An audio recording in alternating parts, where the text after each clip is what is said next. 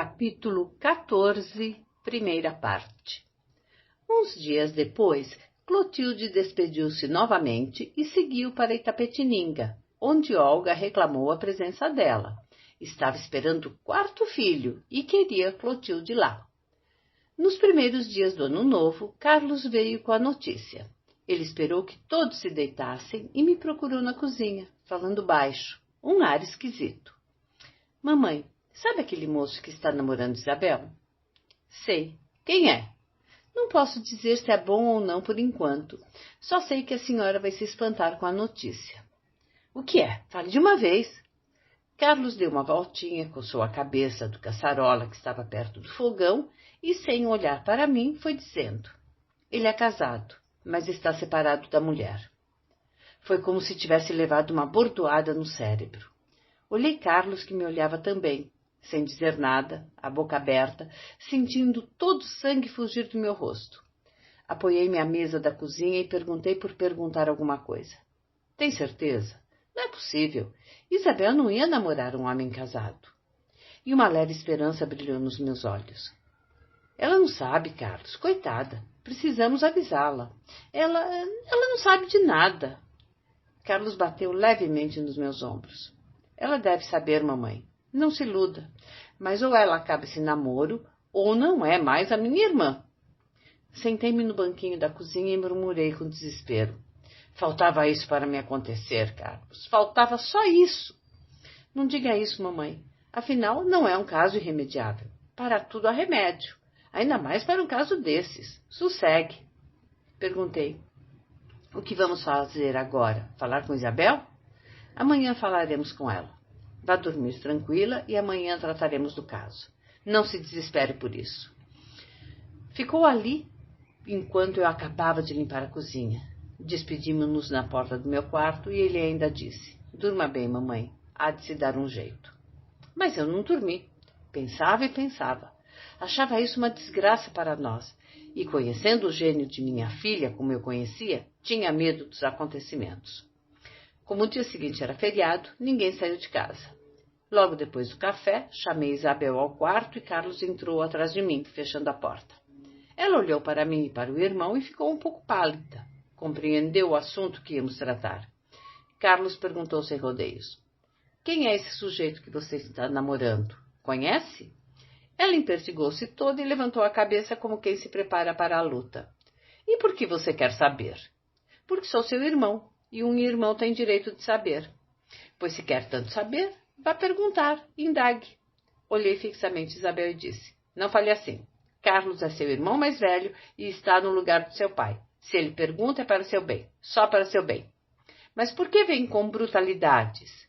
Ele não perguntou com brutalidade. Quer apenas saber. Você anda conversando nas ruas com esse rapaz. No dia da sua formatura, estava no teatro conversando com você. E quando nos viu, foi embora depressa. Um moço que tem boas intenções não foge assim. Ele devia até gostar de nos ser apresentado. Se é sério e direito. Quem é ele? Os lábios de Isabel tremeram levemente quando respondeu. Ele não fugiu quando estava no teatro. Foi embora porque estava com pressa. Chama-se Felício. Só isso que eu sei. Carlos interrompeu gritando. Só isso? Mentira! Você sabe quem ele é e não quer contar. É casado e tem um filho pequeno. Por que não conta também isso? Dei um grito. Tem um filho? Meu Deus! Isabel, você está louca? Isabel ficou branca. Todo seu rosto se contraiu como se sentisse dor. Depois reagiu e, voltando-se para Carlos, respondeu furiosa. Ele não tem culpa se foi infeliz no casamento. Está separado da mulher há mais de 2 anos e a mulher é que não prestava. Todo mundo sabe disso. Carlos estava cada vez mais nervoso. Cretina! E você não sabe que não pode casar-se? O que adianta namorar esse sujeito e andar com ele de baixo para cima? Para toda a gente andar falando, você não pode casar-se com esse homem. Isabel deu 2 passos para trás, os olhos brilhantes de indignação. Se eu quiser, eu me caso com ele. Você pensa que pode fazer alguma coisa contra mim? Quem é você para mandar na minha vida? Segurei Isabel pelos ombros e sacudi com força. Isabel, cala a boca. Não diga uma coisa dessas. Você não pode se casar com ele. Não está ouvindo seu irmão falar? Ele é casado, tem mulher e filho. Atenda seu irmão que só fala para o seu bem. Você não pode se casar. Ela me olhou de frente e sacudiu os ombros para livrar-se das minhas mãos. Posso. A senhora não sabe, mas hoje há leis para isso. Houve uma pequena pausa, enquanto Carlos e eu mal respirávamos. Carlos ia responder quando ela continuou hesitando. Ele se desquita da mulher, provando que ela não foi boa e, mais tarde, pode casar-se comigo. Olhei Carlos numa interrogação. Ele avançou para ela, os braços no ar como se quisesse esbofeteá-lo. Não seja cretina! O homem fala essas coisas para essa boba e ela acredita. Deixe de ser estúpida. Não temos leis para isso. É mentira dele. Ele quer você, mas não para casar, entendeu? Olhei Carlos e falei zangada. Não fale assim, Carlos. Não chame a sua irmã de estúpida. Ela ainda é uma criança e qualquer um pode iludi-la. Voltei para ela com ternura. Não se iluda, minha filha. Há muita gente ruim neste mundo, e você não é nenhuma tola para ir acreditando em tudo que dizem. Esse homem não tem boas ideias. Pense um pouco, ele não pode ser seu marido. Ela tremia, apoiada aos pés da cama, e parecia que ia chorar. Mas, em vez de chorar, levantou a cabeça e nos olhou como que desafiando. Eu gosto de Felício e ele gosta de mim. Não há nada que nos possa separar. Dando 2 passos, alcançou a porta e saiu correndo do quarto. Ouvimos a porta do banheiro fechar com força. Carlos fez um movimento para ir atrás dela e eu disse, segurando pelo braço. Não, Carlos, deixe. Com calma, havemos de conseguir que ela deixe esse homem. Que desgraça, minha Nossa Senhora! Minha única filha gostar de um homem casado. Não me conformo. E sentando-me na beira da cama, escondi a cabeça entre as mãos e chorei. Carlos sentou-se ao meu lado e com uma das mãos sobre meu ombro falou. Não chore, mamãe. Tudo há de se arranjar. Essa desmiolada de criar juízo, a senhora vai ver. É pena papai não estar vivo, senão ela havia de ver. Não sei por que Alfredo e Isabel só dão aborrecimentos. A senhora já reparou? Alfredo não quer trabalhar. É essa luta sem fim. Diz que procura trabalho todos os dias, mas é mentira. Vive nos cafés conversando e não procura coisa alguma. Agora é Isabel com esse namoro estúpido. E depois é teimosa como uma besta. Não quer ouvir conselho algum. Felizmente Julinho é ajuizado e parece que vai bem no Rio. Tirou um cigarro e acendeu. Repliquei limpando os olhos. E você, meu filho? Graças a Deus tenho você. Deus teve dó de mim. Me deu vocês 2 tão bons que nem sei como agradecer. Fiz uma pausa e continuei. Não diga mais nada a Isabel por enquanto. Não convém. É capaz de fazer uma tolice. Vamos deixar passar uns dias. Mas se a senhora ficar quieta e não fala mais nada, é pior. Precisa falar, mamãe. Precisa proibi-la de sair de casa, pelo menos uns dias. Mas ela é capaz de fugir, Carlos. Aí será pior, muito pior. Não foge. E se fugir, a polícia vai atrás e segura. Não fale assim. Ficamos um tempo em silêncio e comecei a lembrar de Isabel em Itapetininga, sacudindo os ombros 100 vezes e dizendo 100 nomes feios, só de raiva do castigo. Era teimosa e não cedia. Preferia morrer a ceder. Levantei-me suspirando e fui preparar o almoço. Isabel fechou-se no quarto e não quis almoçar. Passou o dia todo chorando. Durante o dia, quando a casa estava em silêncio e todos tinham saído, ouvi um choro lamentoso. Escutei. Era ela quem chorava e dizia entre soluços. Pelo amor de Deus, Santa Teresinha, tirai-me este amor do coração. Arrancai-me se for preciso, se não for para minha felicidade. Tenha pena de mim. Por favor, Santa Teresinha, não me faça sofrer e fazer os outros sofrerem. Por favor. E soluçava. Fiquei com muita pena de minha filha. Quis bater na porta e chamá-la, mas nada fiz e me retirei na ponta dos pés. Alfredo chegou à noite e contei tudo a ele. Coçou a cabeça e ficou me olhando. Depois disse, mas se não há jeito mesmo, e se ela insiste em casar com esse camarada, é melhor deixar, mamãe. Mas não é possível, filho, pois se o homem é casado. Ué, faz o desquite e acabou-se. Há remédio para tudo. Mas então só se casará no civil, e um casamento sem ser no religioso não é casamento para mim. Não vale nada, é nulo. Não sei se ele tem dinheiro, mas com o desquite ele tem que sustentar a mulher e o filho. Terá tanto dinheiro para isso? E depois deve ser muito mais velho que Isabel. Não quero esse casamento. Nunca hei de aceitar. Se seu pai fosse vivo, ficaria desesperado. Ver a nossa filha vivendo com um homem sem ser pelos laços da igreja. Nunca! Preferia que ela morresse. Alfredo me consolou, dizendo que aconselharia Isabel e iria investigar toda a verdade sobre tal Felício. Quando Alfredo jantava em casa, o que era raro, discutia sempre com Carlos durante o jantar. Carlos desprezava as ideias dele e ficava furioso. Muitas vezes eu intervinha. Carlos dizia à volta da mesinha da copa: Você pensa que eu não sei o que é socialismo? Sei mais do que você, talvez. Eu sei também a diferença entre o comunismo e o socialismo. O comunismo é a abolição total da propriedade. É dividir tudo por todos. E o socialismo distingue perfeitamente a propriedade pessoal e a coletiva. Não é isso? Agora me diga uma coisa. A propriedade coletiva é repartida de que forma? É a região, é a nação, é o município, é a cidade? Como você explica isso? Alfredo sorria ironicamente. Quer saber mais do que os livros que anda lendo? Sua mania é vir com argumentos complexos. Nada disso. O socialista se opõe a que um indivíduo único seja proprietário de uma grande extensão de terra ou dono de uma mina, por exemplo. O fim do socialismo é obrigar esse indivíduo a negociar sua mina ou sua terra com outros, a negociar repartindo. O socialismo foi fundado como uma proteção ao pobre, evitando horas demasiadas de trabalho e mantendo o salário. Você está muito enganado confundindo os dois princípios. Socialismo não tem nada com comunismo. Carlos se exaltava. Como não? A base é a mesma, assim como o integralismo. As teorias são baseadas num só princípio, numa única essência, e o fim é o mesmo. Confusão social, conflitos e falhas.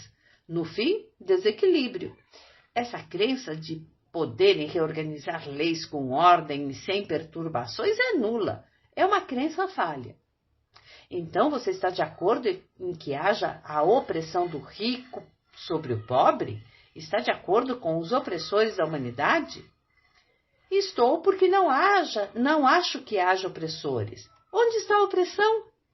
E se não fossem os ricos que você chama de opressores, os pobres poderiam viver?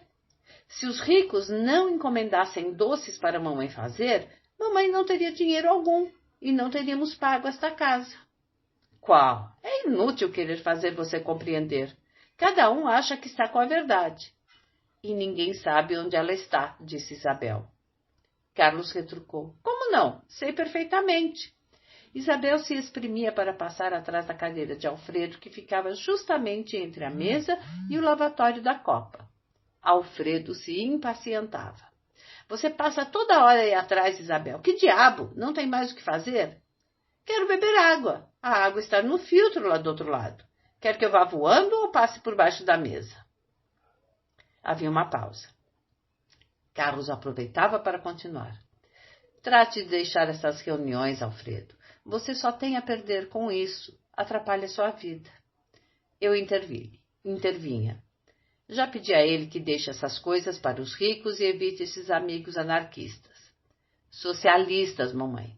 Não posso evitá-los. São meus amigos e não vou deixá-los porque pensam desse modo. E depois, acho que estão com a razão. Nós é que estamos errados. Que bom se a humanidade compreendesse isso, se quisesse compreender, enfim. Seria o ideal. Carlos respondia. Ideal? Não há forma ideal de governo. Todos têm defeitos e falhas.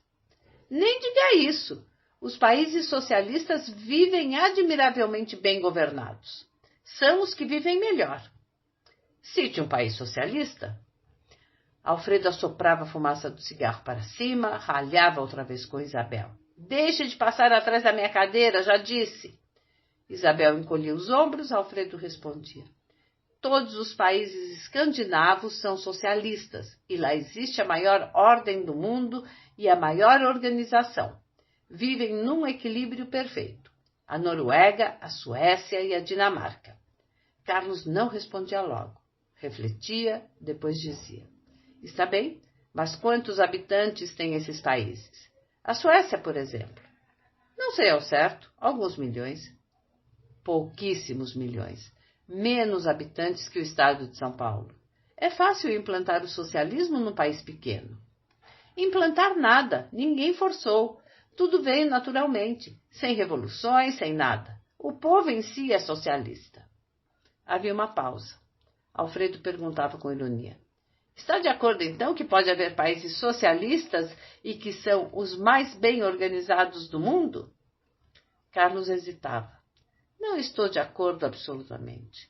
Só acho que num país pequeno tudo se pode conseguir. E me diga uma coisa, você e seus amigos pretendem fazer o Brasil socialista? Não diga asneiras. Então o que pretendem? Por que fazem reuniões e debates se não é para conseguir algum fim? É por nada tudo isso?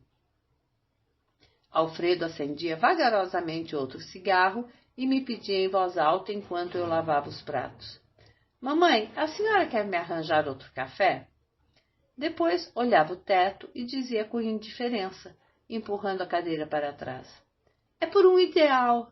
Todo mundo precisa ter um ideal, um fim, uma qualquer coisa, enfim. Não é viver por viver, assim, sem querer nada, sem aspirações. Carlos respondia com ironia. Sim, senhor. Reúnem-se para discutir um ideal, sonhar com um ideal, pensar nele, acariciar, desejar, só de longe. São, então, homens idealistas, não são? Pois eu não vou na onda. Vocês são revolucionários, e isso é que são. Contra a ordem, contra a paz, vocês têm desequilíbrio mental. Alfredo se levantava excitado, nervoso. Eu trazia a bandeja com o café. Carlos também bebia. Eu aconselhava. Não discuta, não adianta discutir. Alfredo resmungava. Vem, Carlos, com bobagens. Depois, se perco a cabeça, ficam contra mim. Bobagens nada, pois não vivemos tão bem assim. Por que procurar ideais que só servem para perturbar? Há ideais e ideais. O de vocês é perturbador. Tenha um ideal para você só, mas não queira implantá-lo na comunidade. Alfredo deixava a copa respondendo. Você não se meta onde não entende. Fala sem saber. Carlos retrucava em voz alta.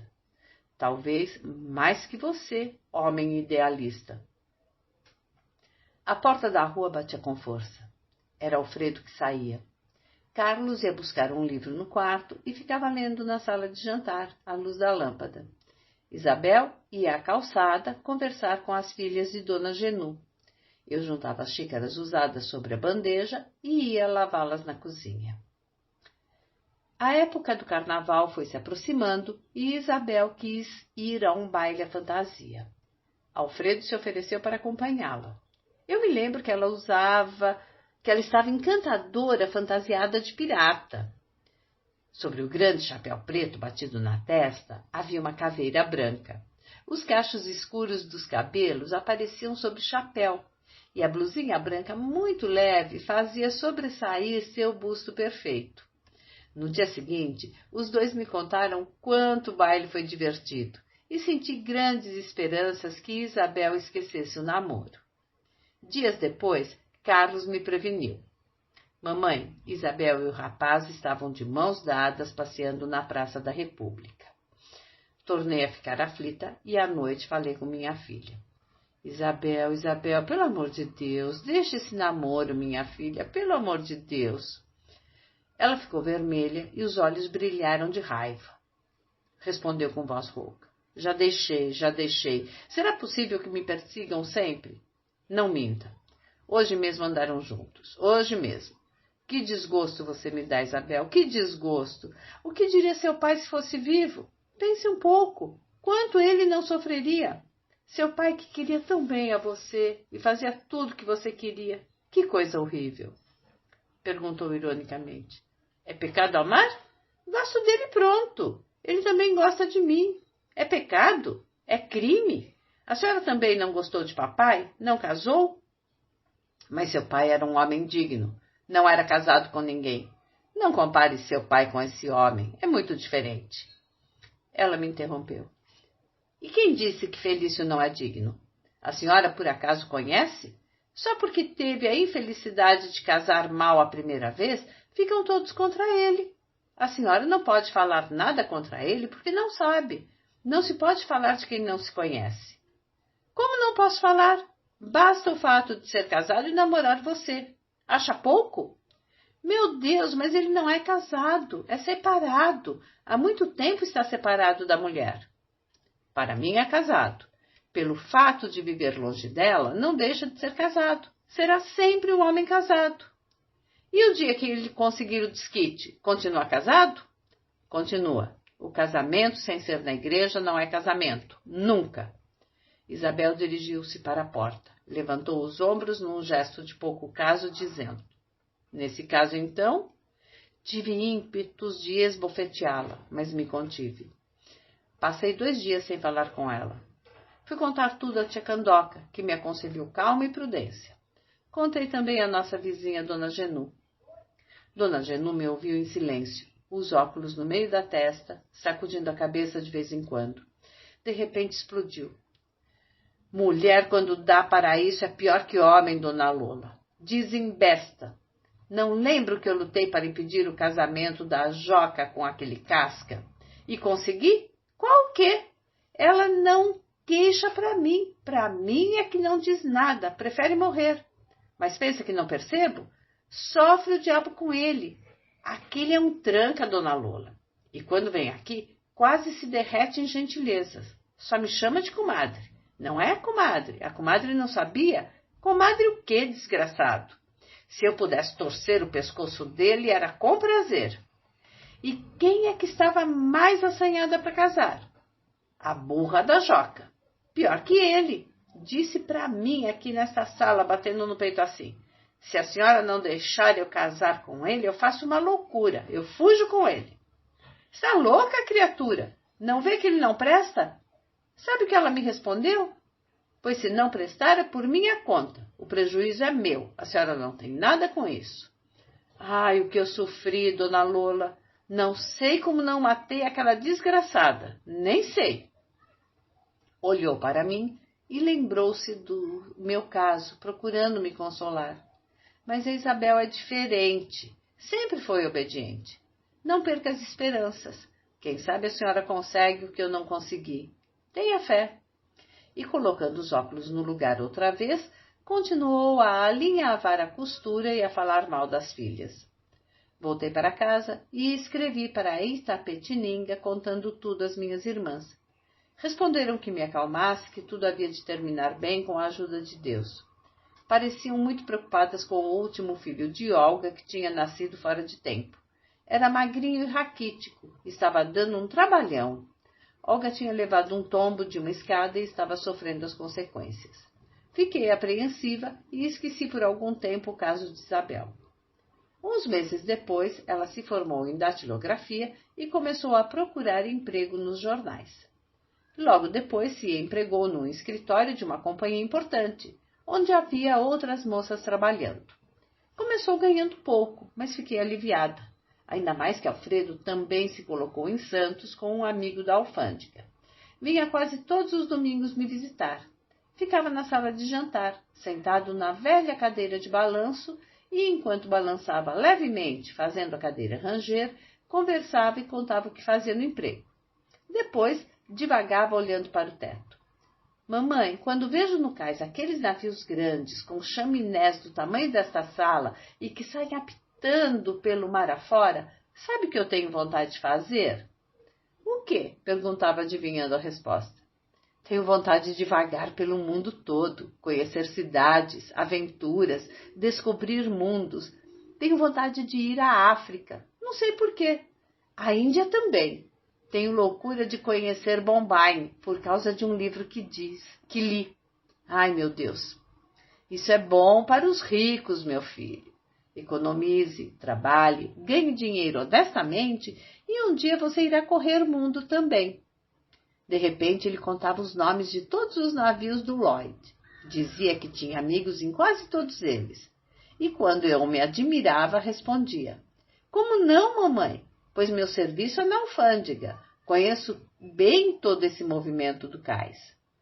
Eu sorria feliz por vê-lo trabalhando e interessado no emprego. Era tão carinhoso para mim, muito mais que os outros, e eu nunca pude esquecer os presentinhos que sempre me trazia, nem que fosse uma fruta ou uma flor. Quando se despedia, eu ficava triste. Às vezes passava mais de 15 dias sem voltar. Uns meses mais tarde, Carlos me disse que um amigo que trabalhava numa estação de rádio achava que ele devia aprender canto, porque tinha uma bela voz de barítono. Ouvira cantar O Luar do Sertão e gostara muito. Um dia, Carlos apareceu com um violão em casa e começou a aprender. Tocava com um amigo todas as noites e ficava uma hora inteira estudando. Quando tocou e cantou pela primeira vez para eu ouvir, fiquei admirada. Sua voz era suave e firme, muito agradável. Tocava a porteira velha e cantava acompanhado por Isabel, que tinha uma vozinha muito afinada. Uma noite, foi cantar num programa caipira de uma estação de rádio. Cantou com mais 2 companheiros, Zezé Sussuarana, e cantou tão bem que Isabel, Alfredo, que estava essa noite em São Paulo, e eu, à volta do aparelho de rádio, ficamos comovidos. Quando ele disse, meu coração não me engana,